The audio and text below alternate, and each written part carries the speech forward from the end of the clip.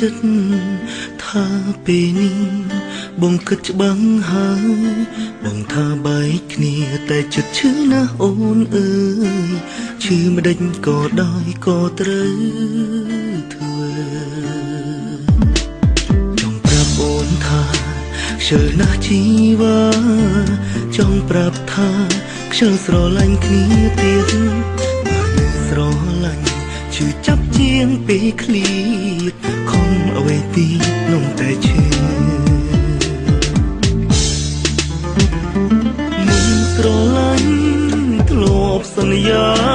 ថាមិនសាវ៉ាមិនក្បត់គ្នានោះឡើយតែដល់ពេលនេះរឿងផ្សេងអូនអើយគ្មានអ្នកខំឡើយគឺយ៉ាងលែងយល់ចិត្តគ្នាហើយណាតែដើមដំបូងសែនមានន័យគឺស្រីបងទុករូបអូនជាសង្សារបដិគ្រប់យ៉ាងបដោព្រោះចិត្តជីវ៉ាលែងទុំរៀមរើជាមនុស្សសំខាន់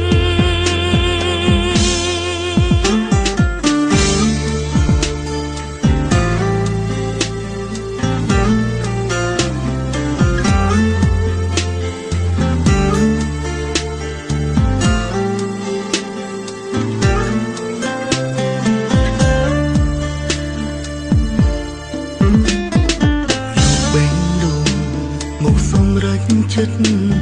ថាពេលនេះបងគិតច្បាំងហើយបងថាបែកគ្នាតែចិត្តឈឺណាស់អូនអើយឈឺមិនដេចក៏ដោយក៏ត្រូវធ្វើចង់ប្រាប់អូនថាខ្ជិលណាស់ជីវ៉ាចង់ប្រាប់ថាខ្ជិលស្រឡាញ់គ្នាទៀតបើនៅស្រឡាញ់ឈឺចាប់ជាងពេលឃ្លៀតខំអ្វីទៀតនំតែឈឺ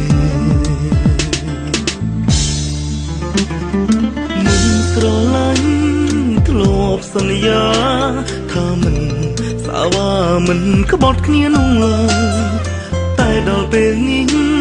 រឿងផ្សេងអូនអើយគ្មានអ្នកខំឡើយគឺយ៉ាងលែងយល់ចិត្តគ្នាហើយណាតែដើមដំបូងសែនមានន័យគឺស្រីបងទុករូបអូនជាសង្សារបដិគ្រប់យ៉ាងបដោព្រោះចិត្តជីវ៉ាលែងទុំរៀមរើជាមនុស្សសំខាន់មិនស្រឡាញ់ធ្លាប់សន្យាថាមិនសាវ៉ាមិនក្បត់គ្នានោះឡើយតែដល់ពេលនេះ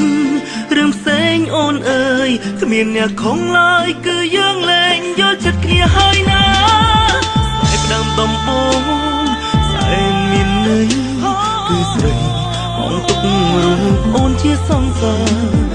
តែគ្រប់យ៉ាងបដោព្រោះចិត្តជីវ៉ាលែងទុំរៀមរើជាមនុស្សសំខាន់បដិគ្រប់យ៉ាងបដោព្រោះចិត្តជីវ៉ាលែងទុំរៀមរើជាមនុស្សសំ